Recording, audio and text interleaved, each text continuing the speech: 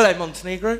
You look nice. I've never been introduced as a pro stalker before, but actually, yeah, it's pretty spot on. My name is Matt Desmier. I am a digital economy consultant and strategic marketeer, I guess, from a lovely place on the south coast of the UK called Bournemouth.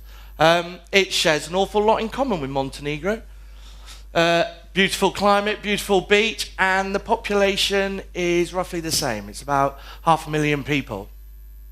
The great thing about Bournemouth as well is, I guess, we're competing with another tech centre, but we are recognised by the UK government as being the UK's fastest growing digital hub. So there's a lot of exciting stuff happening in Bournemouth that, I guess, within Montenegro, and you've got the rest of the Balkan states and things, it's an exciting time for you guys too. One of the things that we have down in Bournemouth as well, very similar to Spark, is a conference, eventually, called Silicon Beach. So Silicon Beach is very similar to Spark Me. It's a space where we invite innovative thinkers and creative doers up on stage to share ideas and opinions. And one of the things that it shares with Spark.me is that Vanya keeps stealing all of my speakers.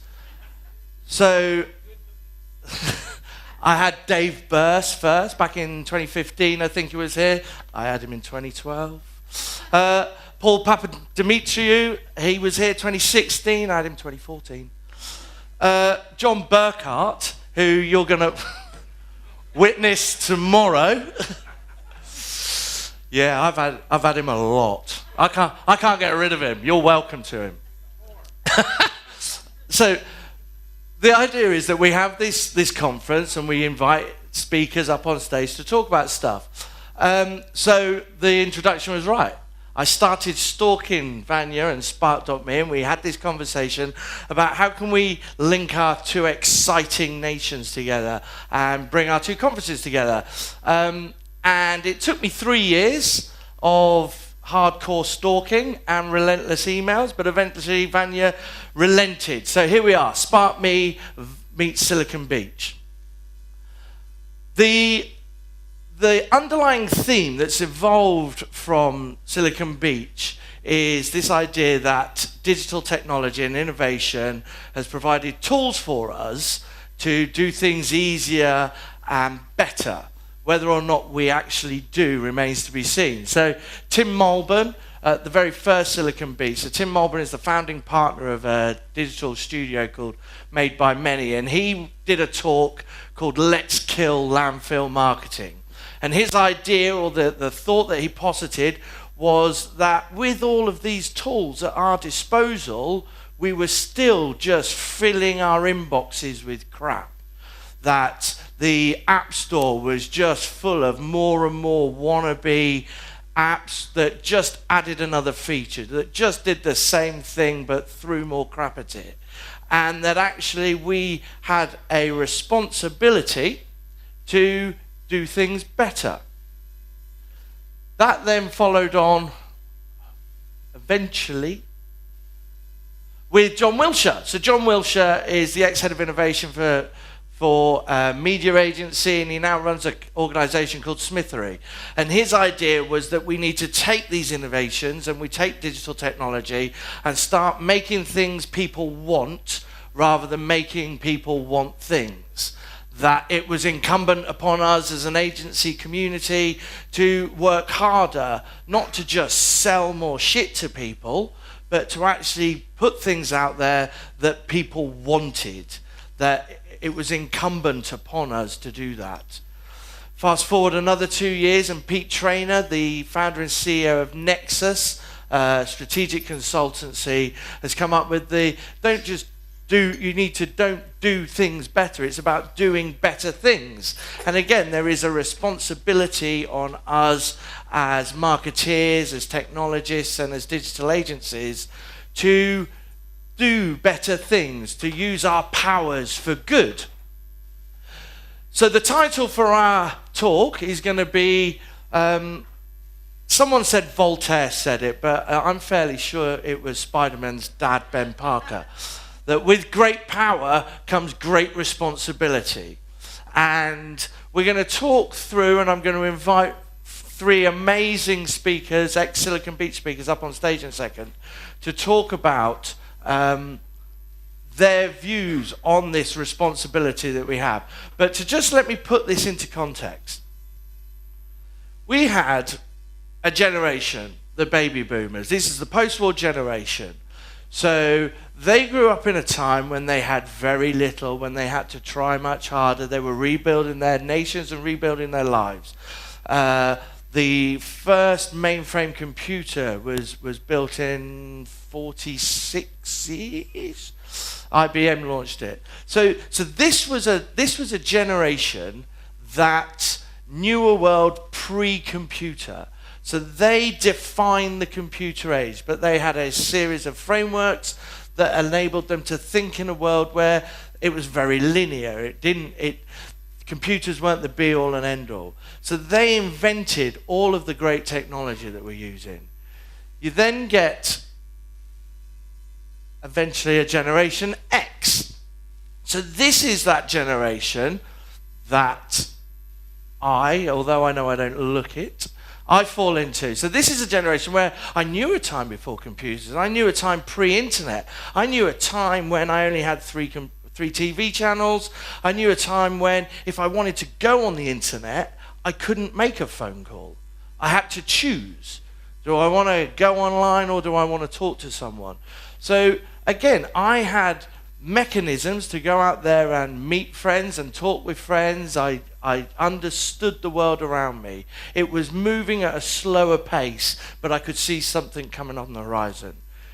You then get millennials, who I'm sure many of you are. So this is digital natives. These are the guys that grew up knowing the internet, knowing the opportunities that the internet could provide, and the tools with which they were using. So this is when you get Facebook and you get social media and you get applications that digital is provided, but you also knew a time before them, and you had frameworks to deal with life outside of the internet. So although they've grown up with it, it wasn't always there. But then you get the 97. So anyone in the UK, if you're born in 1997, this is the year that O.J. Simpson was cleared of whatever misdemeanor he may or may not have undertaken. Princess Diana died. Teletubbies were invented. Actually, there were lots of things invented in 1997, but if you were born in 1997, you turned 18 in 2015. And in the UK, you could vote, and there was a general election. So in 2007, when you were 10 years old and the iPhone was invented, you've grown up with that computer processing power in your pocket. You've grown up with Facebook always there. You've grown up knowing all of these things happening, and that's when we see this massive shift in the way in which people are engaging. This sinister pair are my kids. Honestly, they're not as evil as they look. So Carter, the grinning loon, is 6, and the evil-looking one is Noah. He's 9. These guys are growing up online, but it's more than growing up online. These guys, their lives have been online pre-birth. They never had a choice. They didn't sign up to Facebook, but the sonogram of their 20-week scan was put online. The pregnancy was documented online. They made no choice to be there, made no choice to be online. Their lives are going to grow up forever in the view of someone else. Now, the talk that we're going to have now with our panel is going to be about where does the responsibility lie for that? As technologists, should we be thinking about that? These guys don't have the framework to deal with the kind of issues that growing up in the public domain, freely in the public domain and sharing things, and the privacy angle that's they're going to need to cope with. They've not made a choice to be there. As a Generation X, I made a choice to put my life online, and I can manage it because I was aware of a life without it. These guys didn't. So that's the title and the context of our talk. So I would like to welcome our speakers up on stage. You've met me. That's me. Next up, I've got Fern Miller. So Fern is the Chief International Strategy Officer for Digitas LBI. So they're a global marketing and technology company. They're based in London, or HQ is. Fern previously spoke at a Silicon Beach event based on a talk that looked at a study she and her colleagues had done on the impact of social media on teenagers and those sorts of things. Fern. Do you have a microphone? You need a mic. Next up, we've got Mary Keane-Dawson. So Mary is the British Interactive Media Association's global ambassador, and until recently she was the MD of Neo Ogilvy. Mary's illustrious career predates digital, so she worked in publishing and she helped bring the non-digital world into a digital world. She spoke at Silicon Beach previously on the different types of power that exist in structures and ways in which we manage that power, but she's got a huge amount of experience of working with digital companies. Mary.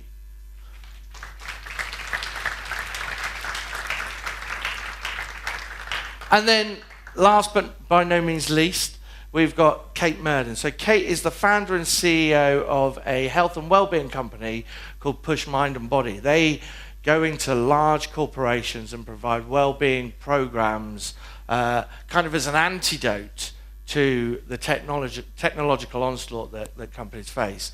But the thing that makes Cate relevant for this talk is that she spent 16 years working for Mindshare, another global media agency, where she was head of partnerships, so a very senior role within this organization. And she spoke at a previous Silicon Beach about the need for resilience and those personal frameworks within which you deal with problems and things on a daily basis, many of which brought on by digital technology. So, Cate.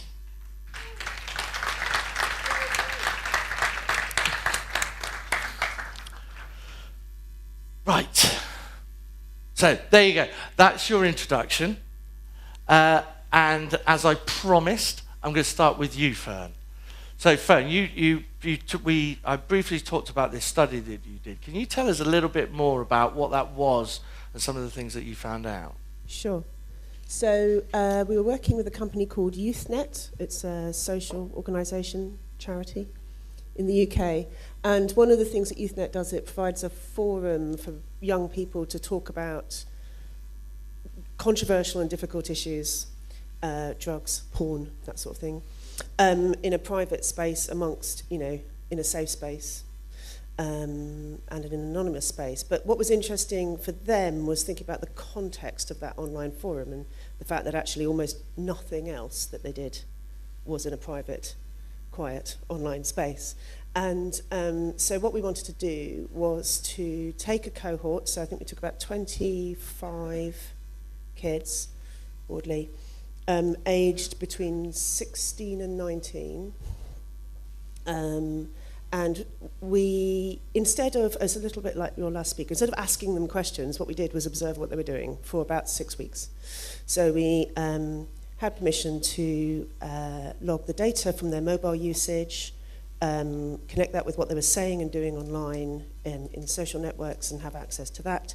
And then we also did it through an ethos platform, which meant that we could, it was a sort of mobile ethnography platform where you can encourage people to upload their data, their photographs, their observations of how things were going every day. And the question really that we were posing was, as you say, we grew up, our teenage years were played out before social.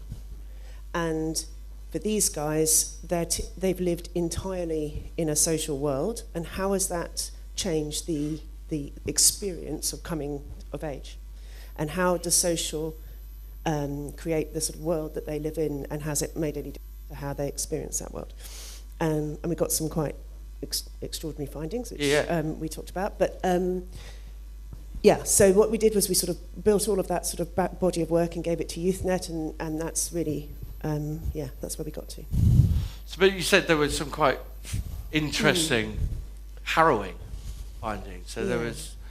I mean, I should start by saying there's also some hugely positive findings. There were people, and this is ethnography, so it was in the UK, it's very specific, but we were careful to take people from around different groups and different parts of the UK. But, there were some people for whom social had been literally a lifeline. There was a girl struggling with transgender issues and body dysmorphia, whose mother was in care. And for her, and she lived in rural Wales, for her, without social, I doubt whether she would have been in such a healthy position. So we should say that there were stories too. Yeah. There were also stories of people becoming increasingly and very aware, actually, of being increasingly addicted to the approval they were getting online. And the sense of this sort of notification, putting questions out there, asking for positivity all the time, and that constant, relentless request for positivity all the time. And there was also another sort of driving force of what I would call norming, which was essentially, if you're going to live in this sort of public way, it is very hard to deliberately stand out when you're 14, 15. I mean, we all lived in a filter bubble when we were 14, right? Everyone did. You made mixtapes for yourself. You gave them to your friends, and we all had this. We all watched the same films, did the same stuff. As you get older, you're encouraged ordinarily to escape that filter bubble, but actually in social, you're not.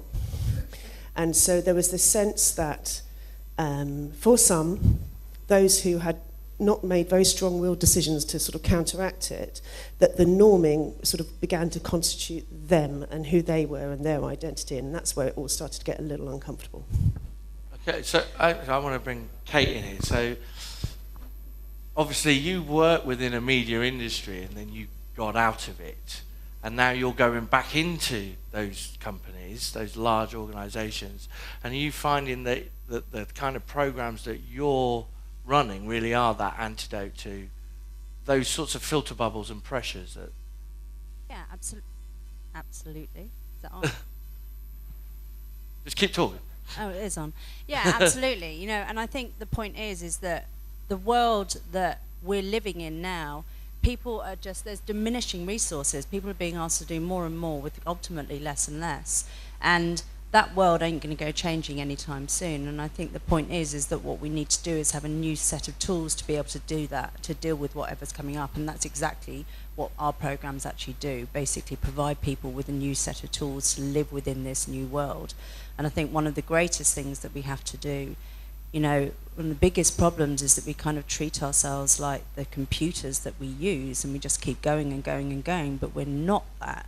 We're human beings, and one of the most fundamental things that we have to do is understand how to re-energize ourselves. And we don't actually have the opportunity to do that a lot of the time. So we need to look at what our energy pots are and how we keep re-energizing ourselves in that world. So, Mary, when you were at the forefront of the digital age of moving non-digital activities into that space, was that the sort of thing companies were thinking about? Was it just about productivity? Was it about increasing productivity? It is. I think that's how capitalism works. And I don't know who amongst you have read Homo Deus, Harari's snapshot, or 450 pages worth of snapshot of what the future may look like. And I actually disagree with you in one respect. And that is, I think that we are looking at a future where AI can be used to actually increase the productivity. We go back to that currently is actually the cause of people working 16 hours a day in some of the agencies and businesses that I myself have ran and also know a great deal about. And certainly when desktop publishing arrived, what that did was two things. The first was it decreased the barriers of entry, which meant that you didn't have to be a robber baron like Rupert Murdoch or Robert Maxwell to actually publish magazines or newspapers or whatever. You could do that if you were entrepreneurial and could afford to buy some computers, and you could find. And the big challenge then was finding people who could actually operate things, because my generation, computer sciences weren't actually taught in schools. That didn't happen until you went to university. So I think that that was it. That was in the late 80s, and it took actually quite a long time for it to impact massively in large-scale organisations. It was very much where the entrepreneurs lived. The timelines that actually, could have taken 15 years for it to impact for the Sunday Times or whatever it was. Now the timelines are literally months. The impact is much, much quicker. And so, with regards to the complexity of the world that we're living in at the moment, I think that artificial intelligence moving forward, we're going to see machine learning and cognitive computing taking a lot of jobs away that currently are highly skilled, but will become very much more commoditized. And I think in that respect, going back to the name of this panel discussion, is there is huge responsibility on those of us who are either leading those organizations or who are in the world and thinking about what the ethics are with regard to how AI will work. And also the fact you might have gone from working 16 hours a day, analysing data or whatever it might be, to suddenly, being redundant. And I think that's another big issue with portfolio career. I've been very fortunate, for an old person. I've had a hugely interesting career, and I hope to continue to have one for the next 20 years. But a lot of people, join companies and organisations and think that's kind of what they are going to do for the rest of their lives, and that's gone, in my opinion. But but it brings that back to the responsibility then. So if you're creating, or a company is creating the new thing that's going to, the new AI, the new artificial intelligence that's going to replace these jobs, it's a responsibility on them to think about the people that are not going to be working. So I think that it genuinely is, and I think a lot of companies are actually coming around to this. So one of our biggest clients is Yahoo, and I'm sure many of you know, but they're being bought out by Verizon at the moment, who are the parent company for AOL. And they brought us in specifically to get their team through a genuinely challenging time. And the point is that they understood it was going to be a genuinely challenging time, and they kind of wanted to say, look, guys, we know that this is going on, but we want to support you through it. And the point would be that for those people, we conducted a lot of research, first of all, understanding the culture, what was going on, and trying to understand from the team how they were feeling. And then we built a bespoke program for them that would basically service them and empower them to live and work that bit better.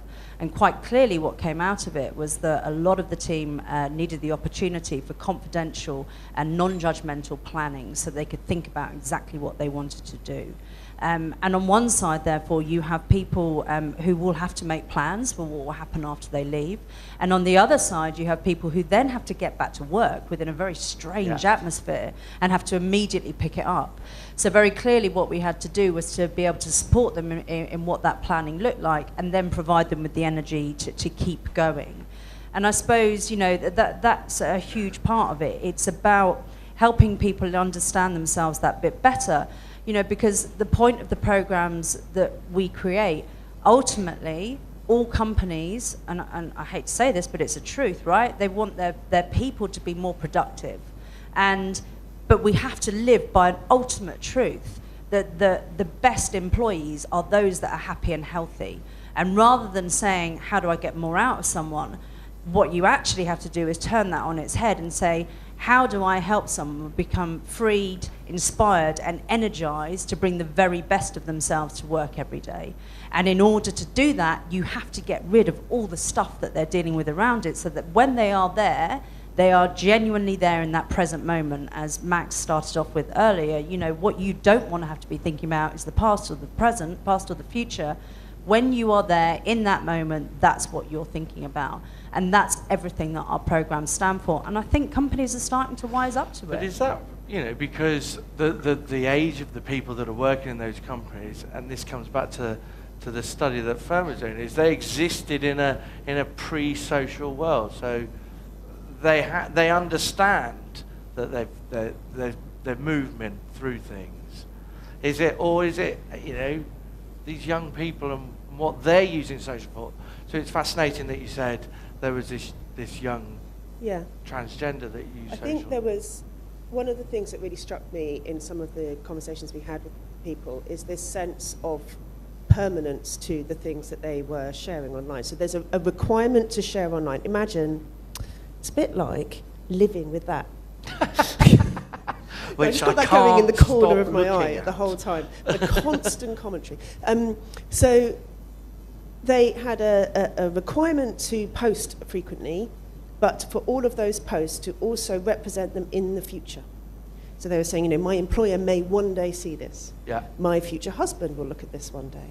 You know, my next boyfriend will see it. Yeah, at any level, the sort of sense of now, quickly, and also be careful because someone's going to see it one day. So we saw a lot of post-posting curation going on by those who are a little bit more aware, but also just this sense of kind of responsibility. Now, interestingly, when we did this, talking about that pace of change, when I did the speech, I remember talking about, golly, I wish there was one of these platforms where there weren't likes and it wouldn't be permanent when you shared something. And then, you know, since that talk, Snapchat has really got big and has shown us what a platform like that has. And to be honest, has shown us the need for something like that, because we'd created this thing, you know, like I come back to this thing, which is technology isn't good or bad. What's that law? The Kranzenberg law, Kranzenberg law, which is the technology is not good or bad, but neither is it neutral. Facebook has a point of view, and the point of view is that it is better to share, it is better to have friends, and it is better to have a thumbs up or a smile or whatever it is. For those kids who just didn't want to have any sense of approval, you know, we just want to say a thing and have it go away, then there was a real growing need for that. And I feel like, in a way, there was a sort of 7-year cohort who were trapped between, you know, sort of growing up in social before Snapchat, who have now got their sort of answer in a way. But the next, I think your kids are probably in a better position because there is now so many more ways in which you can sort of engage in the internet that way, because at the time it was also permanent. That's why the norming was so constricted. But it's interesting, so you say about Facebook has a point of view. So this is a huge, huge company. Does it have a responsibility? You know, for them, it's their responsibility, as they see it, is to the users to provide a tool that enables them to do something, to live their lives and connect. All they're doing is connecting and creating groups of friends. However, That's not all they're doing. no, they're selling a shit ton of advertising. Definitely not all they're doing. But they've created an algorithm that then curates for the users this journey. Do they have the responsibility to break out of that? Well, I mean, basically, by the lack of self-regulation, we're now in a world where we're being regulated by politicians. And I mean, you know, that leads to a different set of agendas. I mean, first of all, you know, we have, once you work out how the algorithm works and how you can use artificial intelligence and other in machine learning to serve advertising or false messaging, or alt facts to people. I mean, you know, there's an example, maybe apocryphal, but I think there's lots of evidence during the election in the United States presidential election, where people in Detroit were receiving Facebook messages saying that the election had been cancelled, and it was specifically targeting people who were known to be Democratic sympathisers. So I think there's been and we had exactly the same thing in the UK during Brexit. Similar tactics were used, and because political advertising actually isn't regulated, okay. But now we are looking at a situation where in the UK, where there's going to be legislation which Theresa May's government are introducing, which basically means that once you're 18, you will be, Facebook will have to delete your history if you request it. And obviously with the impact of GDPR, that is huge. I mean, we have no idea of the implications of GDPR and how that will actually impact on the commercial models that an awful lot of the big publishing, and I would include a Facebook as a publisher, by the way. I don't think it doesn't stand the test, in my opinion, as just saying it's a technology company. It's not. It's far more than that. But the reality is that we haven't regulated ourselves. And as such, now we're open to the regulation coming from parties that have interests of their own in terms of how we, how consumers, how human beings, to use Pete's description, are actually interacting with online communities and so on and so forth. So I think that some huge philosophical and ethical questions are being raised and are going to continue being raised about how the online communities and your online personality and your online presence and your offline life, how the two interact. And I think that based on Fern's research, we can see that that there are many benefits to the online world for people being able to explore and find out information and hopefully have conversations which can help them about their future. But equally, there are very great threats as well, and the responsibility for how we manage that, you can't just say is not the platforms. They have nothing to do with it. Well, so this is that idea of regulation and the abdication of responsibility. So the businesses that create the platform say, actually, it's not our responsibility to manage how it's used. It's up to the individual. And then you have their society that they live in. It's not our responsibility to regulate these guys. These guys should be So somewhere along the way, no one's willing to put their head above the parapet. Well, I think, so if you try and fix the whole thing, which is obviously what we're trying to do here on this panel. Somewhere in this room will fix the whole thing. But I think what we can do is fix parts. So one of the things that we found that I thought was quite interesting, and we sort of returned to it since with some other events we've done as a company, was to think about how the conversation, particularly in platforms like Twitter, are driven by advertisers and brands. Let's at least start there, because that's the stuff I can deal with, right? And because it's really notable how some of the more prolific sort of publishers amongst our sort of young people were sort of aping brands and sort of trying to sort of behave in the way that successful brands that they liked were also doing, to the point, I mean, on a functional level, some of them were micro-bloggers for brands, but many of them are sort of looking at what gets likes and copying that, because the world has told you to get likes, so that's how you do it, right? And one of the things that I've sort of become, I suppose, more challenged by than that research, actually, some since research, right, is to look at, because, the world's moved on a bit, hasn't it? And we'll be bloody lucky if our kids grow up in social media at the moment. And so I want to understand better about how this incredibly violent, aggressive debate in social platforms is growing up around us. And in a way, we are in danger as brands of stoking that conflict by saying conflict is what gets attention, so let's get conflict. Yep. So conflict gets you interest. You've got 24 seconds on Twitter or something before anyone notices you. So conflict is what will get you up there at the top of the feed, noticed, and therefore, as Pepsi or whoever else, I'll just stick something out. It doesn't really matter because it'll be gone in a minute, and as long as it's bruising enough, then we'll be okay, right? And people are becoming defined by their outrage. What am I outraged by? That defines me. I'm outraged by this right-wing stuff, I'm outraged by these lefties, and that defines me, and there's begun that sort of stratified. There's no grey area allowed. No. And kids need a grey area because as they're growing up, they need to muck about and, I've got friends who were Tories for a bit and then went left wing. So that should be allowed. But if in this culture where everyone has to pick a side and then vehemently stay on it, that is a culture that we have created by creating a sort of a conversational culture in these social platforms, which is designed to get attention and not interest. So you're suggesting then that the responsibility lies with the brands? Well, we can open conversations without necessarily having to take that sort of extraordinary aggressive stance. We could perhaps invite a range of views. We could probably, I think, we need to stop testing stuff in social, maybe being a bit more responsible with what we put out there. I don't think that the rage that surrounded the Pepsi thing was particularly helpful to anyone, actually. I mean, it was rubbish, but I don't think that they should have.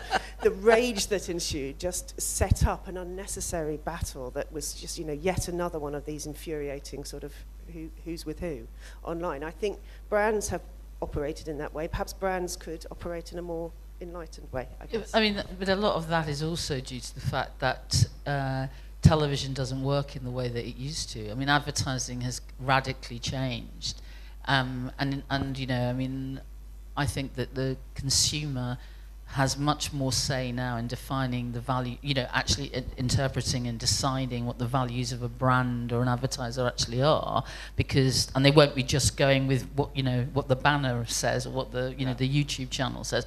What they'll be looking at is what the influencers are saying. And I think the rise of the ultra influencer, particularly when it comes to youth marketing and specifically, but it goes right across the board, is actually a completely new a new item on the agenda.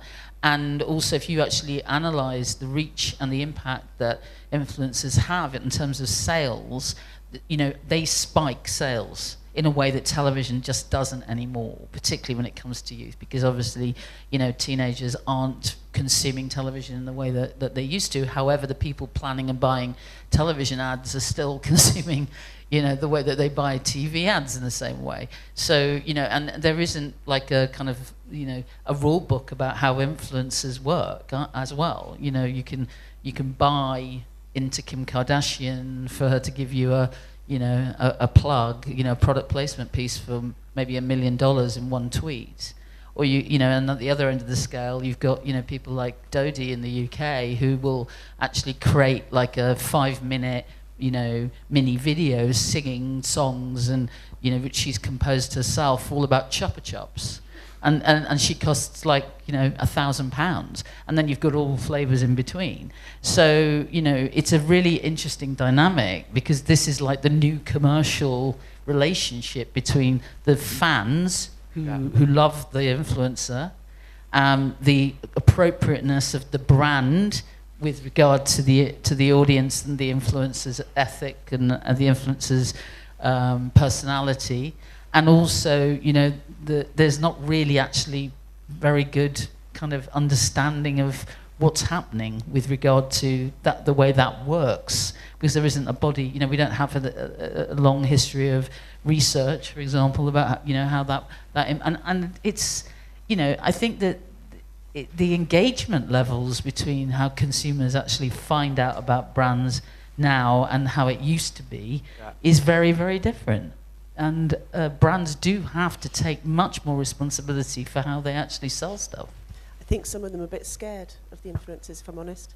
I think there's a sense that you're a bit nervous. I mean, we definitely had an experience in my place. I won't say who it was, but let's say he's not as promoted as he used to be.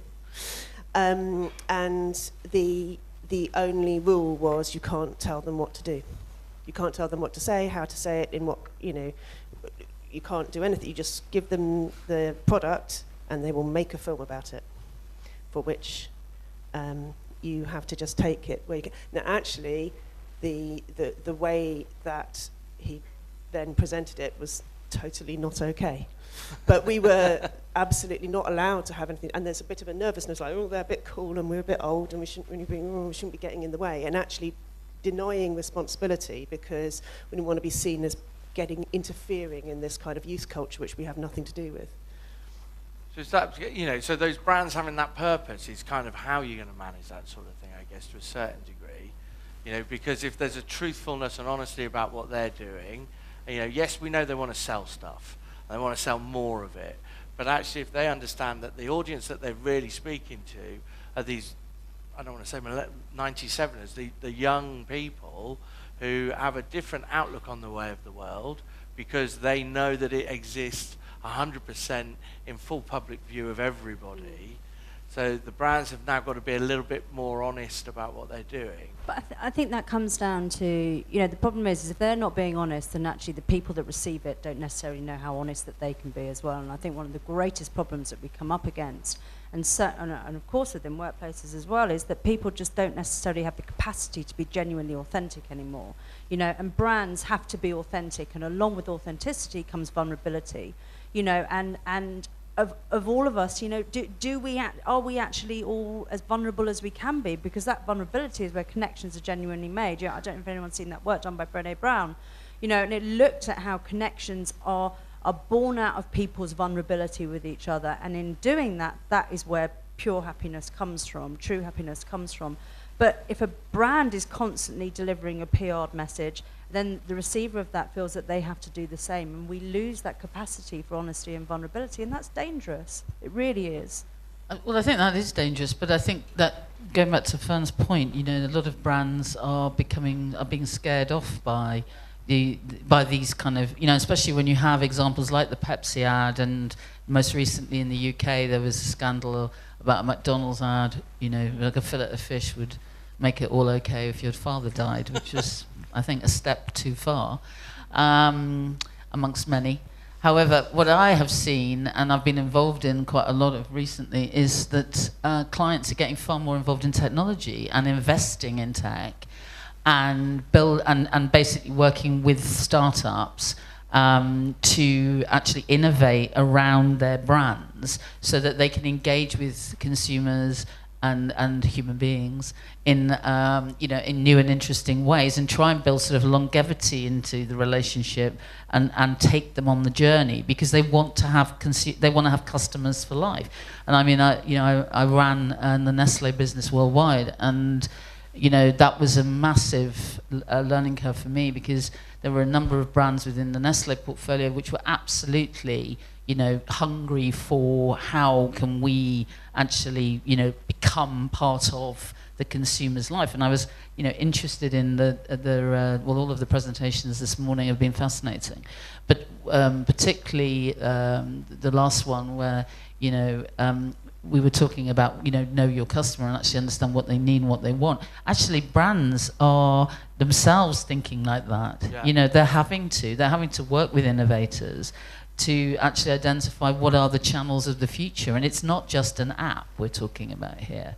It's actually about how do I add value to the to this person's life, going forward. I want to be, collaborating with them. Now that might seem a bit rich for a coffee brand, okay, but I kind of understand where they're coming from, because, the advertising doesn't work like it used to. So I guess it's about this thing about being a bit more human, to a degree, and... Yeah, I think it's also, there are like super simple things you can do. So, I mean, we all have large media budgets, as we know. We could try to put them in places where we think the placement does good things, rather than just where we get reach. So I think, as I remember when I first started out, media wasn't always about reach. It wasn't always about, how fast, and it was always about the environment. Now we are rapidly losing environments. We're losing environments partially because Facebook is, taking all the money that used to go to publishers, and we're losing environments because people with deeper pockets are, sort of essentially that, pricing those press, especially in the UK, pricing those press places out of the market. We're watching them go down bit by bit by bit, and we can fix that. That's easily fixed. Yeah. But I think at the moment what we're doing is saying, "Ooh, the numbers." And actually, I think it all takes choices. So sometimes it will be a smaller reach in a better placement, and we just need to be prepared to have that argument with our clients. Well, I think that's a really good point, because the environment piece, I think, is critical. And yes, the dominance of the duopoly of Google and Facebook. I mean, it's just it's very frightening actually, because there's nowhere else to go, and increasingly they are having direct relationships with brands themselves because they also sell tech, you know. So the whole ecosystem is massively changing. But I think, you know, again, when you have these types of times where crisis is coming in a market, you often find innovation. And I recently invested in a business called Good Loop, which basically is a means by which you can raise money for good causes through your banner ads. And one of the very first clients is actually Unilever. So they're actually, you know, they're saying you've got to use this as the way that we're going to serve this ad. And, you know, publishers have to accept that some of the revenue is going to go to a charity that is chosen by the person who clicks on the ad. So I think there are innovations coming around, you know, using tech in ways in which you can actually make advertising part of sustainability, because people need to know about product, right? Yeah. New stuff happens. I mean, what do you do? So, oh no, it's all wrong, I'll turn the ad blocker on. Well, that's just killing publishers. There's a massive responsibility in that, actually, that piece, because when you turn your ad blocker on, you are killing the publisher that you're serving, you're reading the content of or looking at the content, because they can't survive without the ad revenue, right? And that means they go out of business. That drives more people onto Facebook. And drives more people to Facebook, you got it. I don't know if we want to ask any questions or send you all for lunch. There's one at the back. Must be very hungry. What's your question? You're going to have to shout.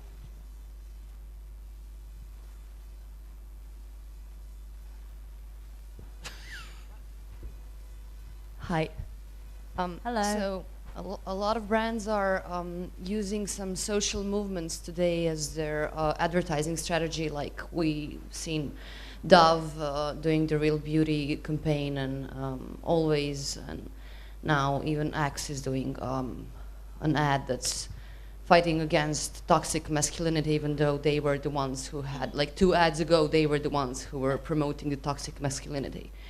Do you think that it's just happening because there's like it sells, or because those brands really believe in the story they're telling now? Well, first of all, Real Beauty campaign is over 20 years old. Yeah.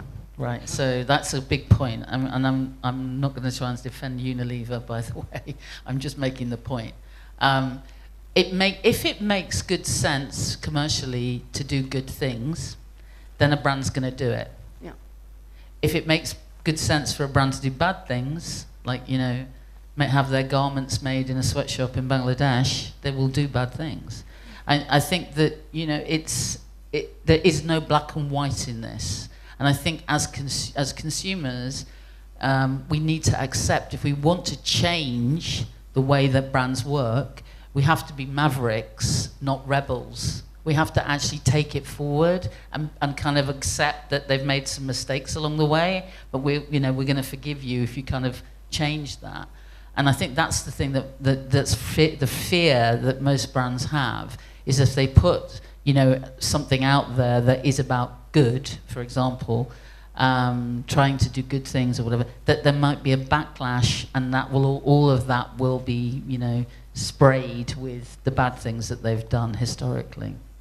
I also think there's a positive note in it, which is, I think in all of those brands' cases, they were responding to an increasing desire on the consumer's part for each of those movements. Each of those movements was driven by, and what they did was, to quote the previous speaker, they listened to what was needed and created it. I think when you see people instead try to jump on a movement rather than a need, that's where it gets to be a little inauthentic and crazy, and obviously just chasing reach, in my opinion. I was going to say exactly the same. I think, you know, that I would imagine, you know, having worked on Unilever in the past, I would imagine that actually that evolution had come from a focus group, right? In understanding exactly what their target audience wanted. However, you know, the brand has got to have a right to be there. It's got to have a right to be able to behave in that space, because if it suddenly jumps to it, you know, people are going to feel incredibly uncomfortable about it. And certainly I've worked on links campaigns previously, but some of the stuff has just jarred a little bit too much. But I suppose you've also got to think about that actually they're doing something probably on a global scale, and in one territory it might work really, really well, and on another territory it might not work quite as well. And they have to have that understanding of the different cultures as well in order to make it work. And I think, you know, the big thing comes in is that, you know, also thinking about how they're behaving as links, how are they behaving as Unilever, you know, and seeing how those things tied up. And that's, you know, their value proposition all the way through as an overarching brand and as a corporate rather than just as links themselves. Thank you. Thank you. Any more? No. With that then, I want to say thank you to Cate, Mary and Fern. Thank you for you lot for sticking. And hope you enjoy lunch, and we'll be around this afternoon. Thank you very much.